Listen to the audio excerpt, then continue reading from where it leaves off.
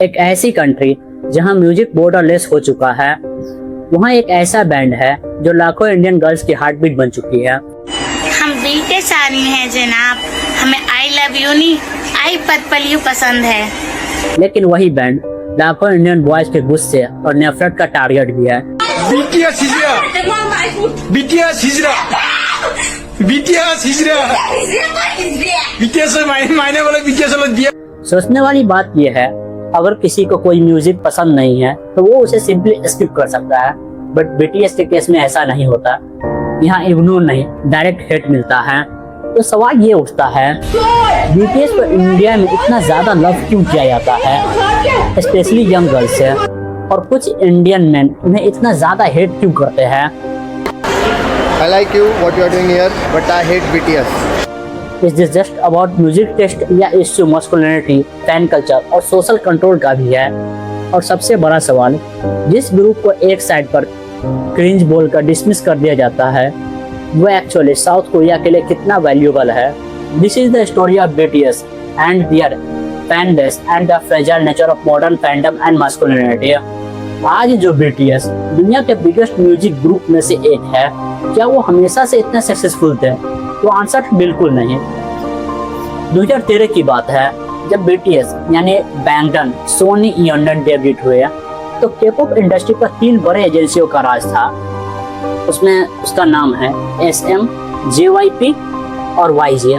ये multi million dollar corporates है जो आर्टिस्ट को बचपन से ट्रेन करते थे, और उनके पास टीवी नेटवर्क्स और रेडियो स्टेशन का डायरेक्ट कंट्रोल था। लेकिन BTS इन तीनों में से किसी के साथ नहीं था। BTS आए बिग हिट एंटरटेनमेंट से। बिग हिट एक लगभग बैंकरप्ट और छोटी सी एजेंसी थी। उनके पास न मार्केटिंग बजट था और न टीवी पर प्राइम टाइम स्लॉट लेने की अथॉरिटी। BTS के 7 मेंबर्स हैं, RM, जिन, सुगा, J-Hope, जिमिन, V और जंगकुक। एक छोटे से रूम में एक साथ होते थे। उनके म्यूजिक वीडियोस में उनके एजेंसी CEO के दोस्तों की गाड़ियां यूज होती थी, और उन्हें इनिशियल टीवी परफॉर्मेंस से कट कर दिया जाता था। शोर शराबा और ग्लिचेस के पीछे उनका अर्ली इमेज रॉक, डार्क और अग्रेसिव हिप हॉप का था। इंडस्ट्री ने उन्हें रिजेक्ट किया, मेन स्ट्रीम K-pop फैंस ने उन्हें इग्नोर किया। उनका राइज कोई ओवरनाइट वायरल मैजिक नहीं था, वो एक साल 2 साल का स्लो पेनफुल ग्रिंड था। तो टर्न अराउंड हुआ कैसे? 2015 में BTS ने अपना म्यूजिकल डायरेक्शन बदला। उन्होंने कन्वेंशनल K-pop लव सॉन्ग की बजाय यूथ की mental health, burnout, societal pressure और आइडेंटिटी स्ट्रगल पर गाने बनाना शुरू किया। Album series the most beautiful moment in life ने उनके लिए एक डोर खोला। उन्होंने मेन स्ट्रीम K-pop मीडिया को बाईपास करने के लिए ट्विटर, जो कि अभी X बन चुका है, यूट्यूब और भी लाइव का सहारा लिया। उनके uncut, unedited behind the scene content ने ऑडियंस को ये फील करवाया कि वो कोई फैब्रिकेटेड प्रोडक्ट को नहीं बल्कि रियल ह्यूमन बीइंग्स को फॉलो कर रहे हैं। अब आते हैं इंडिया पर। 2017 तक K-pop का craze mostly north east India और मेजर मेट्रो सिटीज तक लिमिटेड था, लेकिन 2020 के लॉकडाउन ने सब बदल दिया। हाई स्पीड जियो इंटरनेट, एल्गोरिदम शिफ्ट और साउथ कोरिया यानी K-ड्रामा के वैल्यू ने BTS को हर इंडियन हाउस होल्ड के टीनेजर के फोन स्क्रीन तक पहुंचा दिया। लेकिन क्वेश्चन ये है, क्या BTS की पॉपुलैरिटी सिर्फ लुक्स की वजह से है या इमोशनल कनेक्शन और आइडेंटिटी का भी रोल है? स्टेरियोटाइप का ये मानना है कि लड़कियां उनके हैंडसम चेहरे देखकर पागल है, लेकिन जब आप रियलिटी देखते हैं तो वो सीन अलग नजर आती है। इंडियन सोसाइटी में specially for young girls emotional expression restrict किया जाता है। उनके एम्बिशन, उनकी मेंटल हेल्थ, उनकी लोनलीनेस पर बात नहीं होती। BTS के लिरिक्स जैसे आंसर, लव माई सेल्फ या वैलियंट 52 उन्हें वैलिडेट करते हैं। BTS की इमेज एक सेफ स्पेस प्रोवाइड करती है जहां टॉक्सिक हाइपर मस्कुलिनिटी का प्रेशर नहीं होता है। सवाल अनकंफर्टेबल है, लेकिन पूछना जरूरी है। अगर एक लड़की किसी मेल सेलिब्रिटी को पसंद करती है तो प्रॉब्लम एग्जैक्टली है क्या? क्या BTS को हेट करना जनरली म्यूजिक टेस्ट का इश्यू है या मस्कुलिनिटी का भी है? Let's break this down objectively. Traditional Indian masculinity एक असली मर्द को रॉक, मस्कुलर, एग्रेसिव और लाउड होना चाहिए। BTS मेंबर मेकअप पहनते हैं, पेस्टल कलर्स पहनते हैं, स्किन केयर फॉलो करते हैं और खुलकर एक दूसरे के सामने रोते हैं। जबकि Indian boys in gender expression को देखते हैं तो उनके ट्रेडिशनल डेफिनेशन ब्रेक होती है, जो होमोफोबिक स्लर और xenophobic comments oriented right from discomfort. Psychological research suggest करती है कि जब यंग वुमेन किसी मेल फिगर को मैसिवली एडमायर करती है जो ट्रेडिशनल टॉक्सिक और टॉफिस को फुलफिल नहीं करता, तो सोसाइटी का ट्रेडिशनल मैन थ्रेटेड फील करते हैं। स्टैंडर्ड लोअरिंग का डर और रिजेक्शन या इनसिक्योरिटी और एंगर में कन्वर्ट हो जाता है।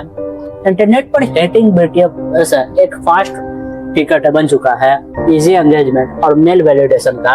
अगर आप BTS को हेट करते हैं तो मतलब इंस्टाग्राम और यूट्यूब पर इजीली एंगेजमेंट मिल जाता है, लेकिन क्या हर इंडियन मैन BTS को जो डिसलाइक करता है क्या वो मिसोजिनिस्ट और इनसिक्योर है? तो आंसर है बिल्कुल नहीं। क्लियर डिस्टिंक्शन समझना जरूरी है। कई लोगों को K-pop का ओवर प्रोड्यूस्ड पॉप स्टाइल और ऑटो ट्यून या फिर जो बोलते डांस जेनरा है वो जनरली बोरिंग और रिपीटेटिव सा लगता है, इसीलिए कुछ लोग BTS को हेट करते हैं। कुछ लोगों को ultra polished corporate K-pop aesthetic organic नहीं लगते हैं और बहुत से लोग BTS से नहीं बल्कि उनके ऑब्सेसिव फैन के अग्रेसिव बिहेवियर से इरिटेट होते हैं। म्यूजिक प्रेफरेंस पर्सनल होती है। प्रॉब्लम BTS को सुनना नहीं है बल्कि प्रॉब्लम उनके फैन को हैरास करना है। जो जेनोफोबिक स्लर यूज होता है जैसे गे, छक्का। BTS के फैंडम को बोलते हैं आर्मी, मतलब आर्मी का मतलब adorable representation MC for youth, तो बहुत बड़ा नाम होता है। ये कोई नॉर्मल फैन क्लब नहीं है, ये ग्लोबल डिसेंट्रलाइज्ड ऑर्गेनाइजेशन की तरह काम करता है। मतलब BTS को लोग छक्का उक्का बोल देता है इंडिया में मेल मस्कुलिनिटी के लिए। K-pop कोई एक्सीडेंटल म्यूजिक हिट नहीं है, ये साउथ कोरिया स्टेट स्पॉन्सर्ड जो हाईयू है कोरिया बेस्ड स्ट्रेटेजी का पार्ट है। ये ध्यान रखना जरूरी है कि नंबर एस्टिमेट है। BTS अकेला साउथ कोरिया की इकोनॉमी को रन नहीं करता है। सैमसंग, हिंडाई और सेमीकंडक्टर इंडस्ट्रीज डोमिनेट करती है, लेकिन सॉफ्ट पावर के मामले में BTS उन स्पेशल एनवर्स बने हैं। डिप्लोमेटिक जो पासपोर्ट होल्ड किया है और US प्रेसिडेंट से व्हाइट हाउस में एंटी एशियन हेट क्राइम पर डिस्कशन किया। The level of culture of diplomacy unpredicted of any musical group in Asian history. सोच कर देखिए, अगर इंडिया में शाहरुख खान के पोस्टर्स पर दूध चढ़ाया जा रहा है, सलमान खान के लिए थिएटर के पटाखे फोड़े जा रहे हैं, या विराट कोहली के हर रन पर स्टेडियम इंसैनली स्क्रीम करता हुआ नजर आता है, अगर ये सब गलत है तो BTS भी गलत है। लेकिन ये सब अगर सही है तो BTS भी गलत नहीं होना चाहिए। लेकिन जब यंगर्स BTS के लिए सेम इंटेंसिटी दिखाती है तो उसे क्रिंज, ब्रेन वॉश या स्टूपिड लेबल लगा दिया जाता है। मतलब ये चीज मतलब बोलते हैं डबल स्टैंडर्ड खेला जा रहा है। वाई इस double standard society history level पर फीमेल डोमिनेटेड इंटरेस्ट को, चाहे वो रोमांटिक नॉवेल्स हो, बॉय बैंड्स हो या K-pop हो, इसको मूव करती है। जबकि मेल डोमिनेटेड इंटरेस्ट, चाहे वो स्पोर्ट्स हो, गेमिंग हो या एक्शन सिनेमा हो, तो वैलिड कल्चर माना जाता है। फैन वार्स और ऑब्सेशन हर जगह है, लेकिन ताने सिर्फ एक जेंडर के फैंडम को ही क्यों पढ़ते हैं? इस पूरे फेनोमेना के एंड में फाइनल क्वेश्चन ये नहीं है कि BTS अच्छे है या बुरे। रियल क्वेश्चन ये है, why does someone else music taste make us hungry, and more importantly, when did enjoy music become a taste of masculinity?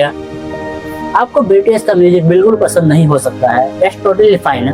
Music subjective है, लेकिन किसी के अपीयरेंस, उनके कंट्री या उनके जेंडर एक्सप्रेशन पर एब्यूजिव होना, जैसे छक्का और ये शब्द का उपयोग करना, ये गलत है। म्यूजिक क्रिटिसिज्म नहीं है, वो आपके अपने इनसिक्योरिटी का मिरर है। साइमल्टेनियसली देखा जाए तो फैन को भी ये समझना होगा कि BTS violent internet war chill नहीं है, बल्कि हर क्रिटिसिज्म हेट नहीं होता है। At the end of the day music हमें जोड़ने के लिए बना था, इसलिए डिवाइड करने के लिए नहीं बना था। शायद BTS को पसंद या डिसलाइक करना सिंपल म्यूजिक प्रेफरेंस से कहीं ज़्यादा कॉम्प्लिकेटेड है। ये हमारी सोसाइटी, हमारे थिंकिंग और हमारे बदलते हुए कल्चर वैल्यू का एक मिरर है।